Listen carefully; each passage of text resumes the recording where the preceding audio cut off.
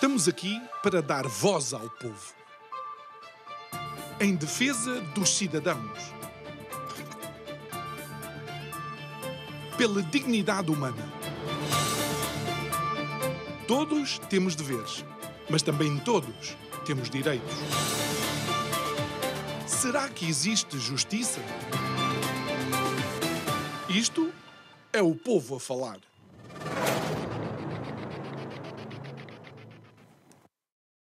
Salvo alguma hecatombe de última hora, o governo de Luís Montenegro deverá ter anunciado às 18 horas do dia de hoje a localização do novo aeroporto de Lisboa. Salvo alguma hecatombe de última hora, essa escolha deverá ter recaído sobre o campo de tiro de Alcochete, depois de 1001 peripécias. O novo aeroporto de Lisboa, que já não é novo, problema antigo, bem antigo, reclamado por muitos e anunciado como um Messias, o salvador das viagens aéreas e da Companhia Nacional, a famosa TAP, finalmente vai conhecer a luz do dia. Boa noite, o meu nome é João Nuno Pinto e isto é o Povo a Falar. Estou consigo de segunda a sexta-feira, neste mesmo horário, emissão em simultâneo Curiacos TV e Rádio Vida 97.1. Já falámos aqui N vezes da TAP, N vezes do novo aeroporto, só que o programa de hoje é quase um problema da física. Vamos fazer este programa como se fôssemos o gato do Schrödinger. Schrödinger dizia que se colocássemos o gato na caixa e fechássemos a caixa, o gato não estava nem vivo nem morto.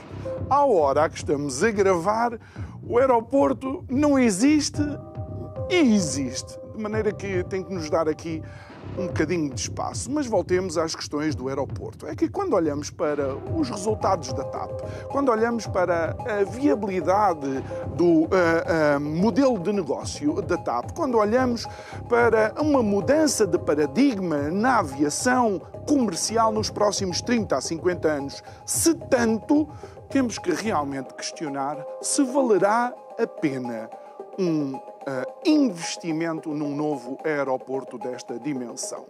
Aquilo que nós queremos é que o campo de tiro não nos saia pela culatra. Digo eu que não percebo nada disto.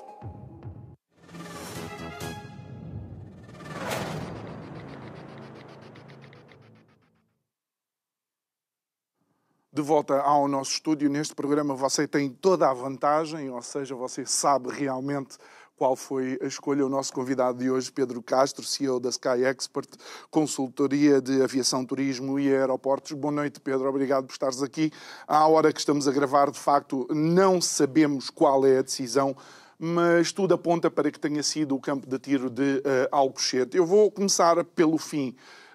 Um novo aeroporto é um avanço ou é um retrocesso? Boa noite. Muito obrigado pelo convite. Eu vou começar pela decisão. Uma nós temos a certeza qual é, que é a de investir na Portela. Esta não deixa dúvidas, portanto sabemos que deste Conselho de Ministros deverá sair uma decisão inequívoca de que é seguro, é viável, é possível calcular um investimento no aeroporto da Portela. É algo que repara que nestes últimos anos, em concreto desde 2016, não tinha sido claro. Até pela hipótese fantasma de Montijo, que de alguma forma tornaria qualquer obra de envergadura na Portela praticamente redundante. Então eu acho que dessa certeza nós podemos sair, que temos um ministro que é o ministro da Portela. Ele não será, enfim, qualquer que seja o ministro que tome esta decisão, e vamos ser francos, não é? Qualquer ministro que tome esta decisão não será o ministro que vai inaugurar o aeroporto, seja ele onde for. E, portanto, o que Miguel Pinto Luz está aqui a fazer é, de facto, afirmar-se como um ministro que viabiliza e torna também credível do lado do concessionário que é saudável, vale a pena, compensa investir na Portela, porque este é um aeroporto ainda que vai ficar, e vai ficar por muito tempo.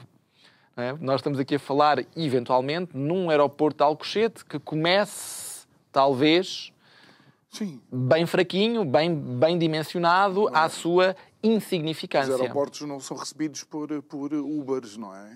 Chega um aeroporto do Uber e põe-se e já está a funcionar. Ora bem, exatamente. Mas poderia ter havido aqui uma decisão também, uma decisão semelhante à de Oslo, ou de Istambul, ou de Atenas, ou de Munique, que foi construírem um mega aeroporto. Estas são soluções do século passado, convenhamos, não é? Mesmo que o aeroporto de Istambul tenha sido aberto há cerca de 3 anos, mas é uma solução do século passado, que é, no fundo, estar a abrir um aeroporto completamente novo para fechar o anterior. Estas 4 cidades que enunciei foi assim que fizeram. Não é esta a escolha que aqui está patente. Pouco importa qual a localização. Mas Istambul faz isso com a alavanca de uma Turkish Airlines, que é megadonte da aviação mundial. Claro, não é? e aí é que até que ponto é que nós, enquanto contribuintes, temos não só que investir numa TAP, e depois temos que investir numa infraestrutura que, na verdade, só funciona e só tem justificação se houver uma TAP. Portanto, nós, enquanto contribuintes, estamos a ser chamados a prioridades e a modelos de negócio altamente arriscados, para já. Se nós estivéssemos a jogar em bolsa, seria no mercado de altíssimo risco e, portanto, não acho que isto faça parte da função do Estado. Nem há sequer o direito de transporte aéreo, portanto, isto não é um direito reconhecido na Constituição. Temos direito à educação, à saúde, à defesa, enfim, uma série de... Mas há o direito à mobilidade, não é? Há o direito à mobilidade e, nesse aspecto, é a conectividade. Okay. Portanto, aí entra, e é sobretudo a mobilidade dentro do país. Que é multimodal, não é? Com também, todo o tipo de... obviamente. E à medida que nós vamos avançando tecnologicamente, nós percebemos, estavas a dar o exemplo do Uber há bocadinho, não é? Que tem a ver com o facto de repente termos telemóveis, de os telemóveis serem smartphones, terem GPS, terem aplicações que nos permitem outro tipo de desenvolvimento de tecnologia que substitui rapidamente aquilo que nós estávamos habituados, que era ir à praça de táxis. Hoje em dia não sei se alguém ainda vai à praça de táxis ou se prefere esperar, mesmo que seja um beco que ninguém passe lá. O táxi sabe, o Uber, neste caso, sabe que tem ali um cliente e está ali o cliente. Olha, então achas que, de alguma forma, ainda antes de continuarmos a analisar, porque de facto deve ser das únicas vozes que se ouve em Portugal quando se fala desta temática, que não vê necessidade, de facto, de um novo aeroporto em Portugal, ainda antes de falar desse aspecto, tu consideras positivo e viável e que, de facto, vai aliviar não sei o quê, segundo os dados que tu às vezes dás, eu questiono se a Portela ou o Humberto Delgado está, de facto, a arrebentar pelas costuras. Achas positivo esta alteração a Figuemaduro e a utilização desse espaço para o aeroporto? O nosso Ministro das Infraestruturas, Ministro da Portela, vou agora passar a chamá-lo assim, de facto, ele dá aqui uma enorme esperança e enorme espaço de manobra para uma solução não só imediata, mas também sensata de um ponto de vista de política pública. E repara que não é só uma questão de infraestrutura que ele está aqui, de infraestrutura aeroportuária, edifício, que ele está a resolver. Enquanto tutela da nave, daqui a 2 dias, portanto a 16 de maio, a nave vai dar a conhecer uma nova gestão do espaço aéreo, aqui à volta de Lisboa. Novas aproximações e circuitos de holding. Ora bem, em coordenação com a utilização do espaço militar, portanto houve ali uma coordenação de ambas as entidades para que isto fosse otimizado, e eu creio que nós, sendo portugueses, e sabemos que somos muito maus gestores, não é? Gerimos mal a coisa pública, gerimos mal o espaço, temos infelizmente esse defeito muito grande. E muitas vezes o nosso problema, eu acho que temos consciência disso, é se tivéssemos uma melhor gestão, teríamos um resultado diferente. E, portanto, é isto que nós estamos a ver a vários níveis. Gestão do espaço aéreo lá em cima, gestão do espaço terrestre cá em baixo, ao nível da infraestrutura. Tudo isto, de facto, este ministro, em pouco tempo, percebeu. É a sensação que me dá. E está a seguir essa pista. Ao mesmo tempo, esta pista não deixa de ser também irónico, não é? Mas, ao mesmo tempo que está a criar esta solução, ele sabe que há uma pressão política social, de ordem de engenheiros, de uma série de entidades. O próprio setor do turismo, que tem reclamado consistentemente um novo aeroporto. Exatamente, sim. O setor do turismo, enfim, muito lisboa-cêntrico. Até acho que há aqui um problema gravíssimo do setor do turismo que embarca neste centralismo absolutamente destruidor do negócio para todos os agentes de turismo noutras partes do país e nas ilhas, que só têm a beneficiar quando têm ligações diretas em vez de ligações via hub, seja ele qual for, mas em particular o hub de Lisboa. Portanto, eu creio que aqui o Ministro está a dar, no fundo, entrar essa via e dar segurança jurídica, segurança estatal, garantia ao concessionário, esta via pode seguir, ao mesmo tempo que está a abrir negociações ou a abrir, se quiseres, uma investigação profunda sobre esta localização que está agora pré-decidida. Para mim, isto é quase um segundo tempo que soa mais a um terceiro ou um quarto tempo. Isto é mais um governo a passar a batata quente para outro, eventualmente? Olha, eu espero que seja um governo a ter a sensatez de perceber que nós estamos aqui a entrar num período não de transição, mas de transformação. E, portanto, que não se trata de fazer, para pegar naquele exemplo, mais praças de táxis, mas sim tentar ajustar essa solução, que seria a solução que nós teríamos se tivéssemos um problema de táxis nos anos 90, no século passado. Há um problema de táxis, então vamos criar mais praças de táxis ou vamos dar mais licenças de táxis àqueles que existem. Hoje em dia, nós, se tivéssemos esse problema, não o resolveríamos certamente assim. E isto é porque essa evolução, essa transformação, tem de ser tida em conta também na aviação. E, portanto, basta nós percebermos como é que outros meios de transporte estão a organizar-se, como é que a própria União Europeia está a não investir nesta área aeroportuária. Os mercados emissores mais importantes estão a dar sinais muito claros em termos de regulação e de taxação, que estão a desencorajar ou a penalizar, no mínimo, e muito, as pessoas que, para curtas distâncias, utilizem o avião. E depois isto vai mais longe, vai numa consciencialização, não é? Ao mesmo tempo que, sei lá, se nós compararmos no nosso hábito de consumidores, hoje em dia creio que há muitas pessoas a quem lhes faz muita impressão deitar vidro fora. Porque sabem que o vidro pertence ao vidrão e, portanto, que é foi criado um hábito. Um hábito, não é? A partir do momento em que esse hábito está criado, depois há muita resistência a não cumprir esse hábito que a sociedade julga como sendo o correto. Sim, mas, Pedro, por exemplo, em Portugal, nós vamos nos sempre deparar também com quais são as outras opções que nós temos. Porque, sim, senhora, Madrid-Barcelona era uma das maiores pontes aéreas do mundo, se não mesmo a maior. Certo. E, no entanto, quando chegou o AVE, portanto, o transporte ferroviário, não só competiu, como ultrapassou a ponte aérea Madrid-Barcelona. Tens vários exemplos assim, não é? Por exemplo, entre Londres e Paris, em 94, e se nós formos acompanhar esta evolução, 94, 2004 e 2024, nós chegámos a ter 53 voos por dia entre Londres e Paris. Hoje em dia são 12. A mesma coisa, o mesmo tipo de proporção entre Londres e Bruxelas, não é?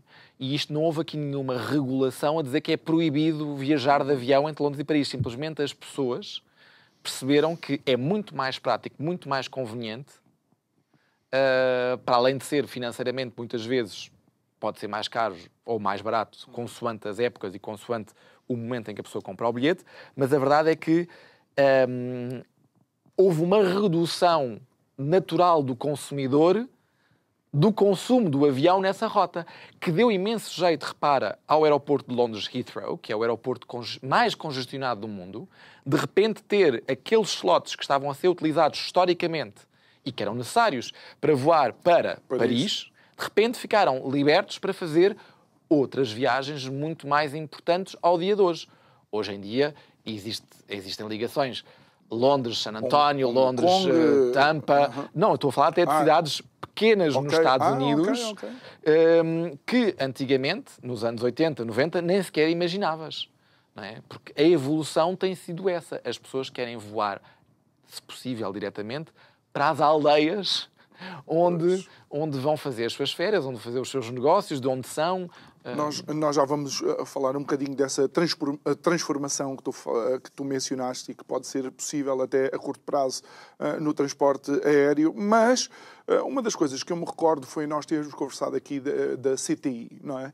E eu pergunto, porquê é que a CTI não chega à mesma conclusão que tu? Ou seja, com os dados que tu tens, a analisar, digamos, os pontos de stress e os momentos de stress da infraestrutura do Humberto Delgado, dizer assim, não, espera, nós não precisamos do novo aeroporto. Se eu não tivesse falado com a CTI a 14 de abril do ano passado, eu teria ou uma resposta completamente diferente ou não saberia responder a essa pergunta. Mas, na verdade, é que essa reunião foi esclarecedora para mim. Em primeiro lugar, o mandato da CTI não incluía a resposta a essa pergunta.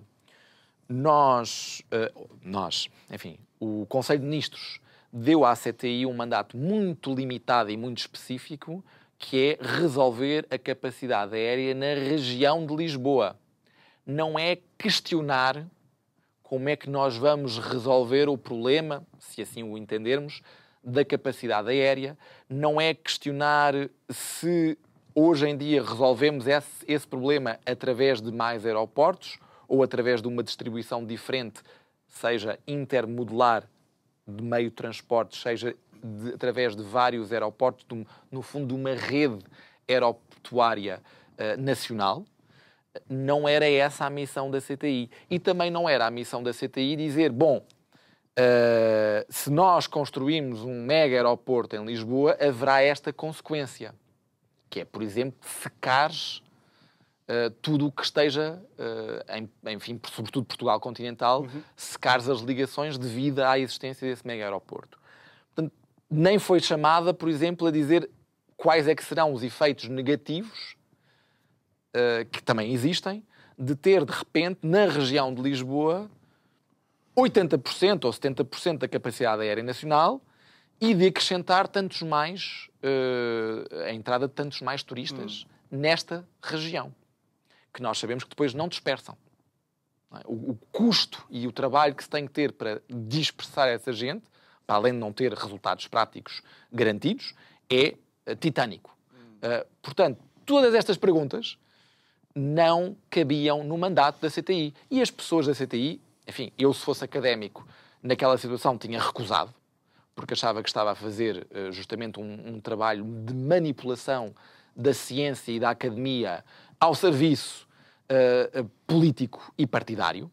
Porque eu acho que essa primeira pergunta devia ser essencial, ou seja, estão-te a pedir uma resposta de algo que eventualmente pode não ser necessário e depois é o teu nome que fica lá averbado, uma coisa absolutamente inútil e que depois nos pode custar a nós. Mas eu acho que as pessoas para já não têm essa noção e quando hoje em dia nós falamos da própria construção de Alcochete, muitos, se calhar, dos membros da CTI, eventualmente nem sequer estarão cá para ver esse aeroporto ver a luz do dia ou sequer acompanhar o seu crescimento e o seu fracasso.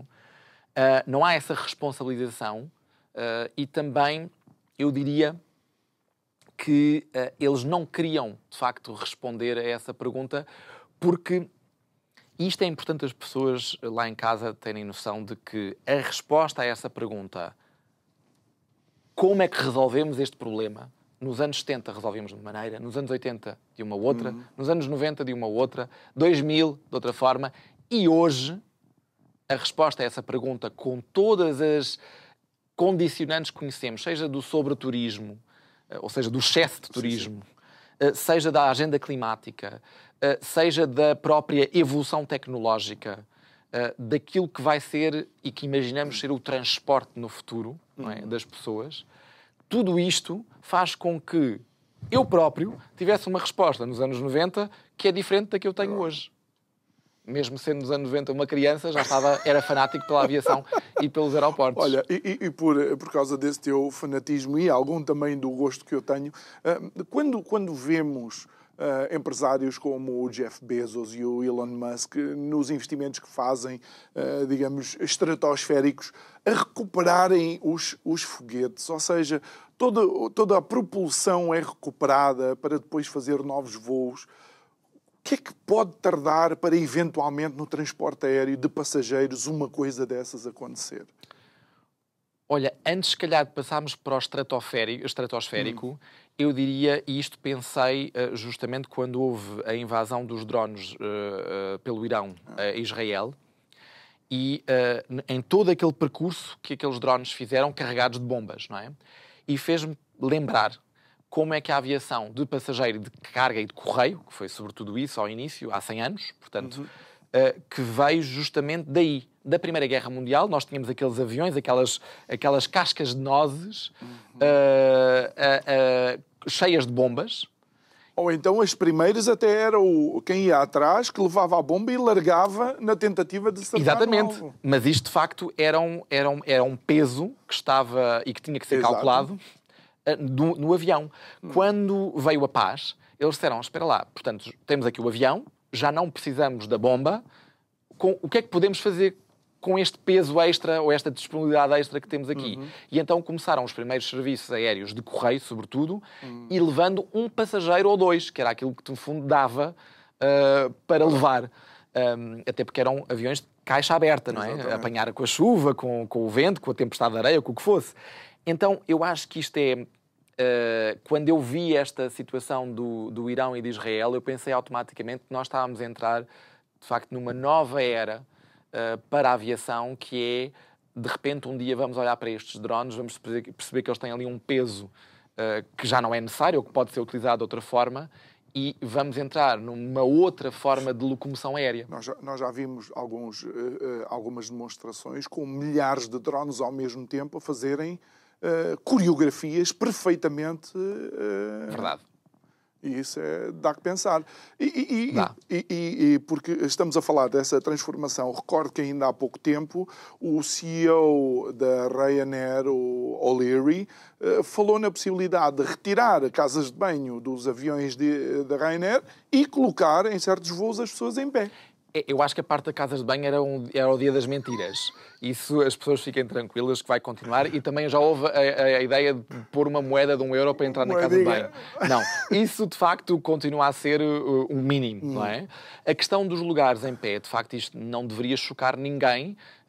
E não quero que as pessoas imaginem que nós andaremos num avião de pé como andamos num autocarro. Claro. Será mais naqueles divertimentos nas feiras populares em que temos estás harness. Exatamente. Há um filme qualquer com o Tom Cruise em que ele vão nos aviões assim, depois salta e tal. E portanto, é esse tipo de deslocação que acho que, enfim, não será.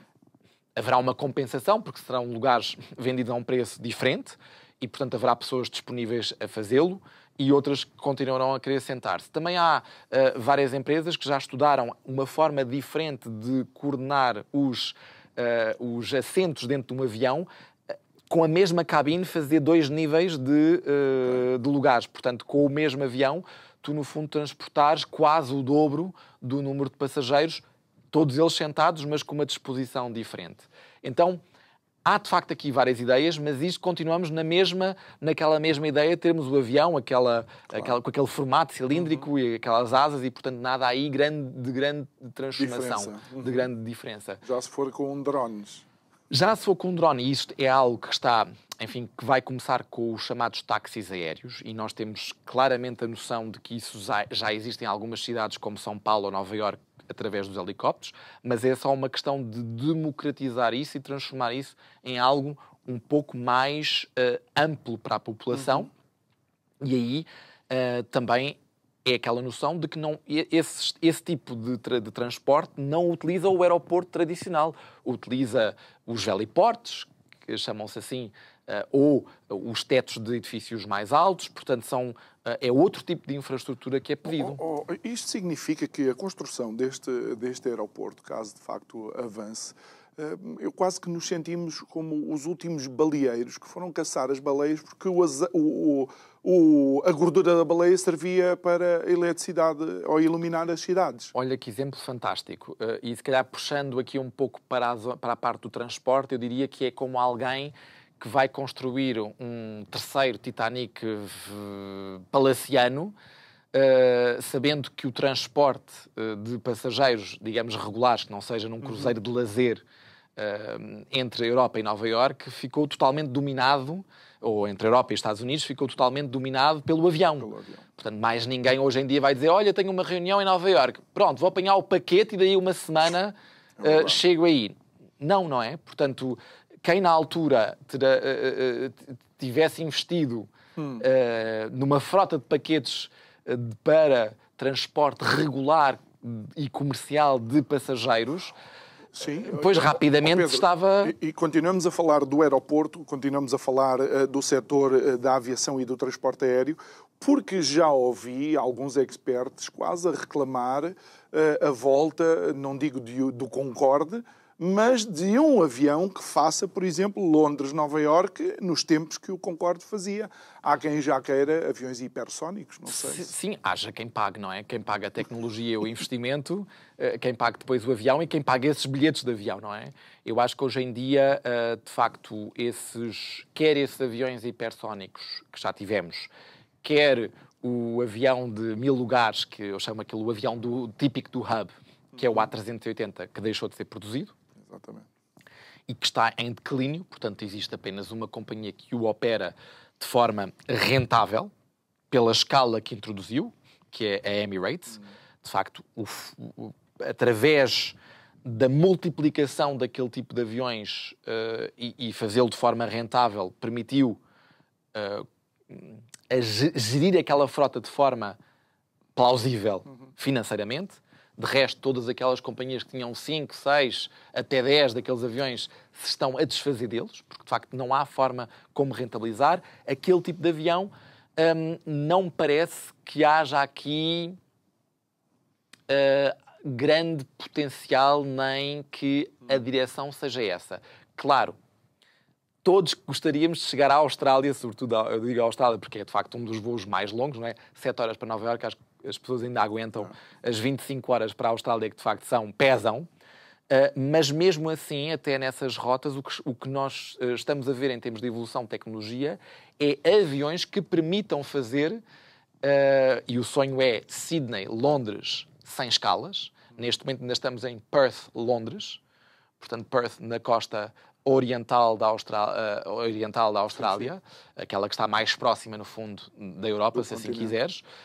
E, portanto, o que nós estamos a ver é esta vontade de, com um avião normal, conseguir fazer essa rota sem escalas. E esse seria quase como que o paradigma, não é? Se um dia nós conseguimos fazer isso, pronto, o mundo está conquistado.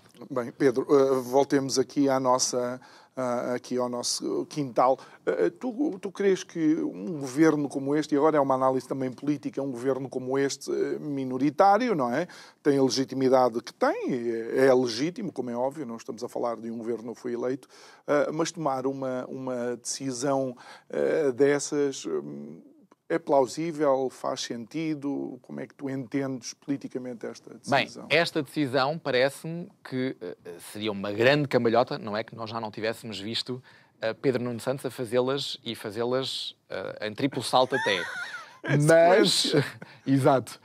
Mas, na verdade, parece-me que esta solução apresentada em termos de localização representa cerca de 2/3 da Assembleia da República. Okay.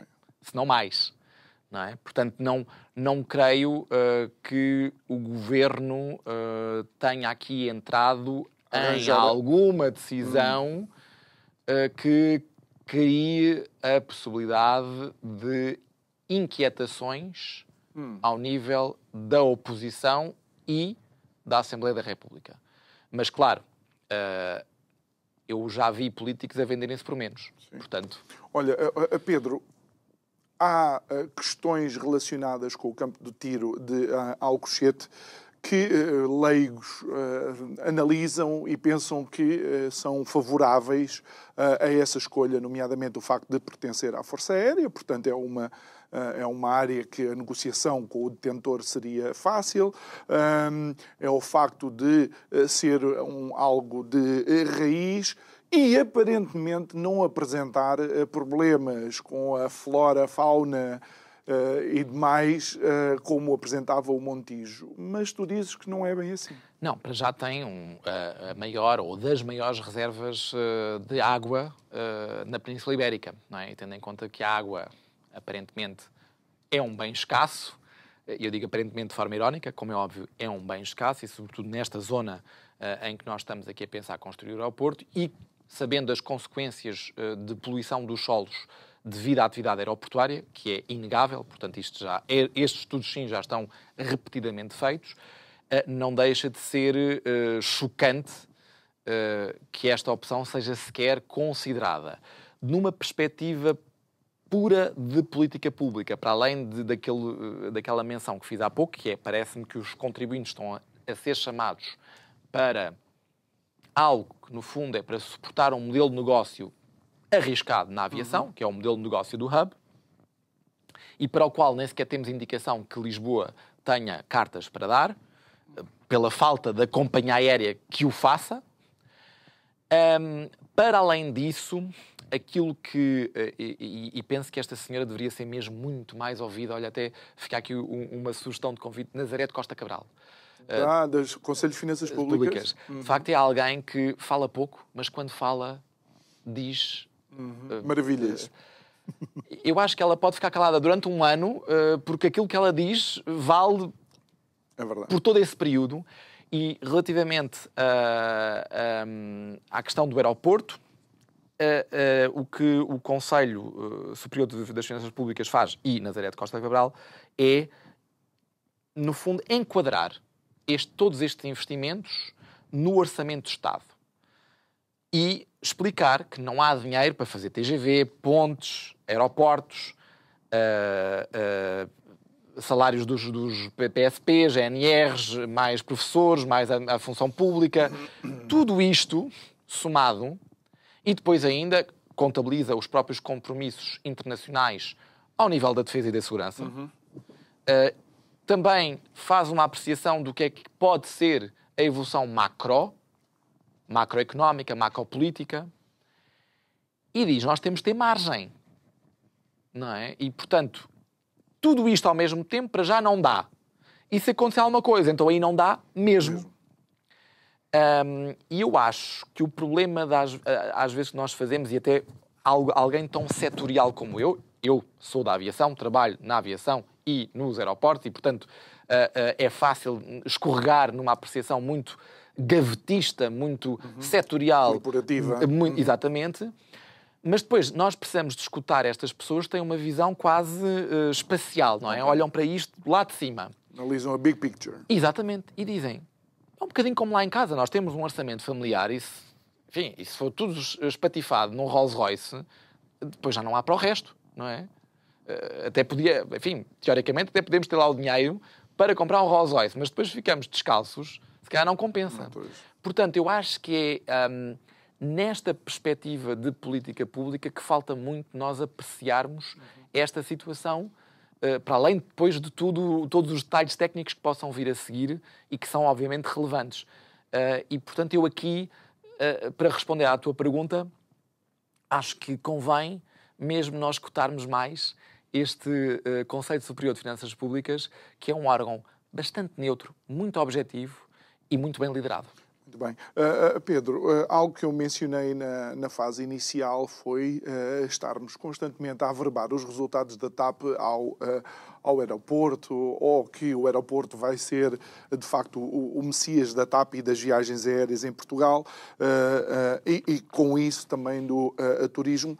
Mas, de facto, algo que tu continuas a questionar é o modelo de negócio da TAP. E estes últimos resultados demonstram que as coisas... É verdade. E, aliás, nós comentámos aqui em antena que estes resultados, para além de terem sido sempre comunicados à porta fechada, eles encerravam algo muito vicioso e viciante, que é cortes salariais. E que tenhamos bem consciência, qualquer empresa que diga aos seus trabalhadores e que possa fazê-lo, não é? Que diga e que possa fazê-lo sem grandes manifestações. Vamos cortar os salários em 25%, 30%, o que seja. Qualquer empresa, nessas circunstâncias, em princípio, vai dar lucro. Não é? A questão aqui é que a TAP arrastou essa situação por muito mais tempo do que qualquer das suas congêneres europeias.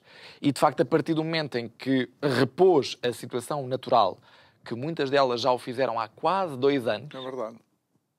Portanto, com 2 anos de atraso, é natural que...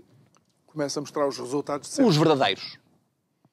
E eu digo verdadeiros, não é que os outros tenham sido falsos, mas estavam viciados. Embora andemos Estavam a ouvir viciados. muitas notícias de alguma contabilidade criativa por parte Que nós do sabemos- antigo Ministro das Finanças. Claro, e não que é? nós sabemos que é possível. Não é? E, de facto, é imaginar que uma companhia que recebe uma doação porque não teve que reembolsar, ao contrário de todas as outras companhias europeias, o dinheiro que recebeu, e uma companhia que ainda por cima prolonga uma situação laboral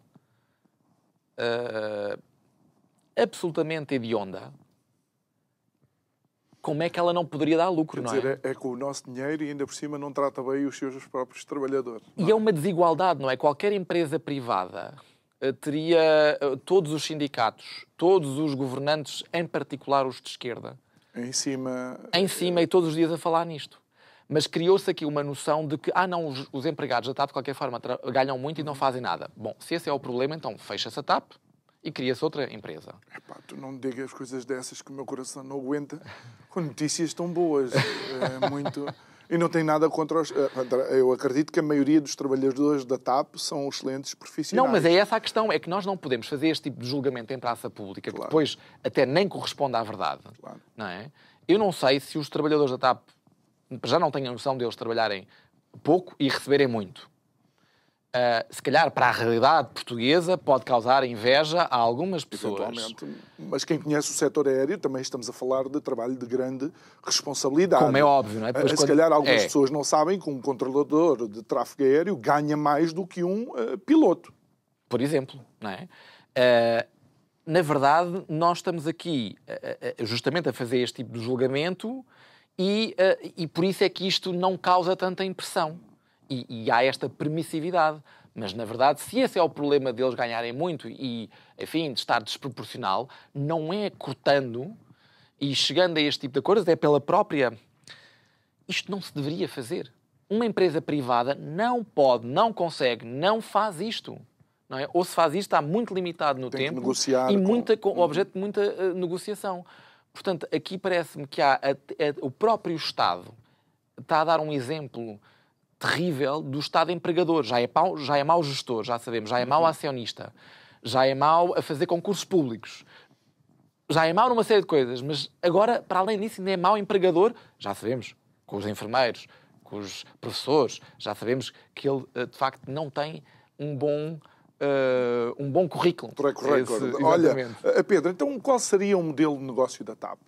Eu sei que se calhar vamos ter que fazer aqui algum pensamento criativo, mas que modelo é que a TAP se deveria situar? O modelo atual da TAP é o da concentração num aeroporto supostamente esgotado. Pois. Portanto, e depois trabalhar num conceito de hub. O conceito de hub, o que pede, por exemplo, é que existem 3 voos por dia entre São Paulo e Lisboa, ou 3 voos por dia entre Nova Iorque e Lisboa. Estão a sair de Madrid, alguns. Não, mas não é que há... Exatamente. Não é que haja... E isto é só TAP, não é? Tu, neste momento, tens até 7 voos por dia entre Lisboa e São Paulo. Não é que haja esse mercado. Esse mercado só existe porque a economia de escala convém muito. No caso, à TAP, convém muito mais ter 3 voos por dia para São Paulo do que ter 1 voo por dia para São Paulo, 1 voo por dia para Pequim, 1 voo por dia para Delhi ou Bombaim, porque isto é uma dispersão. Então, nós vamos focar aqui, e isto, repara que ter 3 voos por dia também para a economia nacional da TAP para São Paulo não é beneficioso. Não traz essa variedade toda e obriga a TAP a este constante esta constante pressão de arranjar passageiros lá fora para esses voos que sabe que não têm uma procura natural. Então, o que nós estamos aqui a fomentar é uma economia de transporte, aquela que nós no 6º ano ou no 8º ano, já não me lembro, estudamos nos descobrimentos e dizemos, olha, foi muito mau, porque não criámos riqueza, porque as especiarias ou o ouro ou seja o que for passava por Lisboa, mas depois ia ser transformado e produzido em Antuérpia, em Amsterdão, em Veneza, enfim, noutros sítios, que esses sim é que tinham o centro do saber e o centro da produção para transformar esse produto e depois vendê-lo ainda mais caro e, no fundo, criar aqui uma economia, um ciclo virtuoso de produção, e nós só fazíamos transporte. E claro que o transporte é altamente volátil, porque se o meu vizinho depois, daqui a uns tempos, faz-me esse transporte de forma direta para os mercados, ou se faz via outro hub por mais barato, eu sou esquecido. Então, este modelo de negócio, na verdade, é um modelo, não é obrigatório para já, não é? Nem todas as companhias o fazem, e repara que isto não é dizer que não haja passageiros em correspondência, em transferência. Okay. Não estamos a falar sobre isso, estamos a falar em tornar isto o modelo principal de negócio. Ou seja, que é o que acontece na TAP, tens 50% ou mais dos passageiros simplesmente a trocarem de avião. Já percebi. E este modelo não é um modelo que mais beneficia Portugal em termos de destino final, porque obviamente estamos a dizer que as pessoas estão a trocar de avião e, portanto, não é este o destino. E, por outro lado, cria esta pressão enorme na infraestrutura. Porque depois eu tenho que fazer isto só num local. Não me convém dispersar. E esta pressão, ainda por cima, é muito situativa em termos de faixas horárias. É a chegada de uns aviões que chegam com os passageiros, por exemplo, do Brasil ou dos Estados Unidos, e depois, nas 2 horas seguintes, a saída desses aviões ou desses passageiros para a Europa. Com tudo aquilo que inclui, bagagem e tudo. Claro, para... portanto, toda a logística, não é? Então, nós estamos aqui a criar, para quem acha que é importante ter uma companhia de bandeira e que ter uma companhia nacional controlada pelo Estado, nós estamos a ir ainda mais longe. Nós estamos a ter isso e estamos ainda a forçá-la num modelo de negócio imperialista, neocolonialista, como eu chamo, dos saudogistas do Império. Olha. Que acham que todos os brasileiros ou que todos os países africanos têm que viajar via Lisboa e que têm que viajar via Lisboa, que é uma questão muito imperialista. E repara que tem que vir à metrópole. No Brasil, neste momento, o que está a acontecer, e até pela dimensão do país e pela relativa... eles têm 6 milhões de turistas por ano. Repara que isto é uma ninharia para aquele país. Internacionais, 6 milhões de turistas internacionais. Portanto, o que eles estão a apostar muito é em ligações diretas aos mercados. E hoje em dia existe, por exemplo, o voo Salvador-Varsóvia, não é? Que é para ir buscar os polacos. Claro, poderiam eventualmente fazer o voo via Lisboa.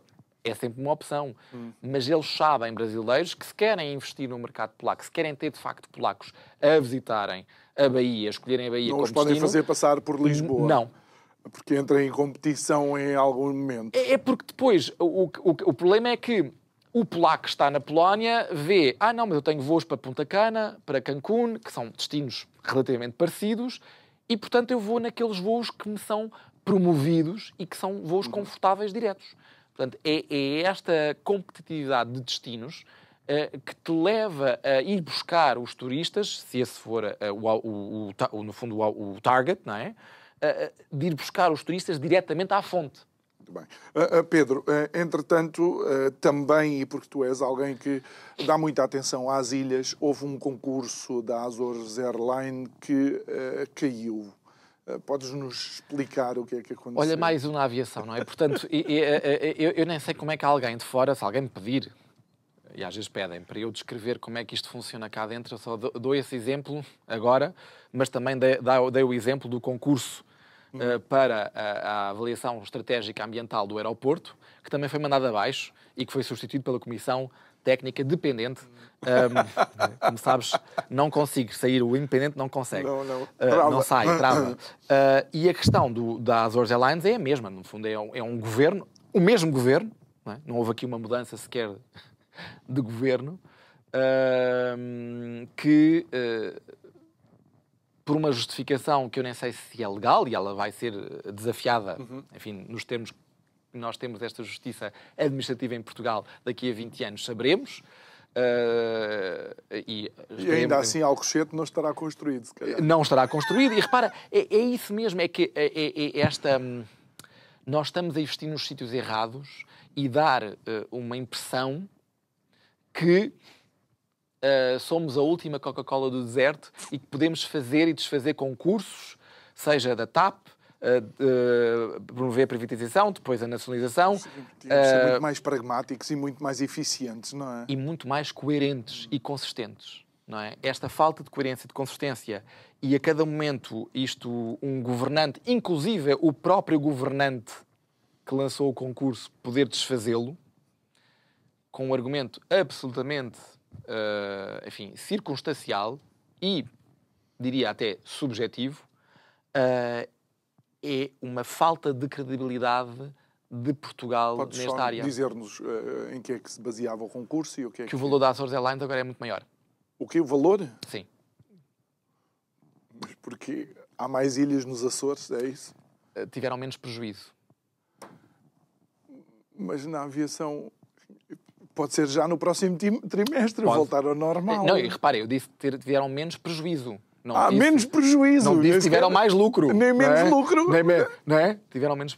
Portanto, eu não sei se no próximo trimestre, se houver mais prejuízo, se eles vão ter que mandar também o concurso abaixo e dizer, afinal houve mais prejuízo, afinal vale menos. Muito bem. Olha, Pedro, imagina que tu eras o ministro, e não és, mas imagina que eras o ministro das infraestruturas. Com os dados que tens, com o conhecimento que tens, como é que tu resolverias eventualmente este problema? Qual deles? O da Portela, que São muitos, não é problema. São muitos. O ministro, neste momento, tem problemas na habitação, tem problemas na alta velocidade, tem problemas nas infraestruturas aeroportuárias do país inteiro. Ele é ministro de Portugal e das ilhas, que têm as infraestruturas centralizadas. E, portanto, eu diria, para já, primeiro ponto, sair de Lisboa. Temos vários problemas aeroportuários que ajudariam também a questão de Lisboa se estivessem resolvidos. Seja nas ilhas, seja no próprio continente.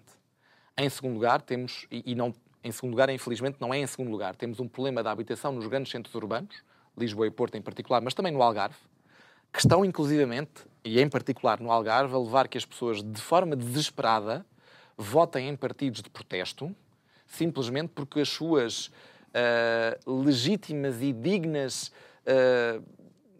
pedidos das coisas básicas que inclui a habitação, o hospital que falámos há pouco, central do Algarve. Está lá no meio do mato, enfim, a primeira pedra. Não é? Portanto, tudo isto... Ou seja, o ministro das infraestruturas não é para ser um ministro da Portela, como tu dizes. Eu disse isso em relação à questão aeroportuária de Lisboa, okay. Mas ele, de facto, não é essa a sua função e os problemas que tem na sua prateleira são muito maiores do que o do aeroporto de Lisboa. O aeroporto de Lisboa está ótimo, recomenda-se, com obras recomenda-se ainda mais. Se fique maduro, melhor maravilhoso, ainda. E mesmo que não esteja maravilhoso e ótimo, dentro das prioridades do ministro é provavelmente, eu diria, uma das últimas prioridades por relação a tudo aquilo que tem em mãos. E isto também passaria, e eu acho que isto é uma vantagem muito grande, que é, apesar de não concordar, mas a TAP é considerada uma infraestrutura e, portanto, está integrada no Ministério das Infraestruturas e não no Ministério da Economia, por exemplo. Temos um problema para aceitar voos da Saudia ou da JetBlue para fazerem voos para Lisboa, de Saudia para a Arábia Saudita e de JetBlue para os Estados Unidos.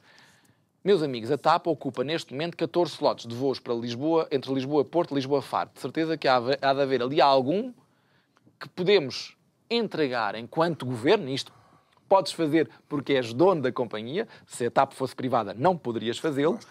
E dizer... É quase por decreto. É. Aí eu diria que é tirar as vantagens de a TAP ser, de facto, uma empresa 100% pública. E uma delas é esta.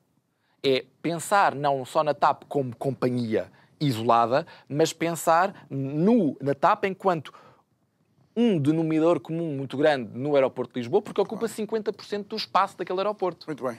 Pedro Castro, já estou a pensar o que seria uma dessas slots para um voo da Saudi para Riad. Imagina no Ramadão. E imagina o que é que outros poderão dizer dessa escolha, Pedro Castro. É legítima, é legítima, é legítima. Muito obrigado por ter estado aqui connosco. Muito obrigado. No dia da decisão, mais uma vez, nós estamos a gravar este programa sem termos a certeza que a escolha foi o campo de tiro de Alcochete. Quero agradecer, mas terminar como comecei. Espero que o campo de tiro de Alcochete não nos saia pela culatra. O resto de uma boa noite. Até amanhã. Muito obrigado por nos acompanhar. Até amanhã.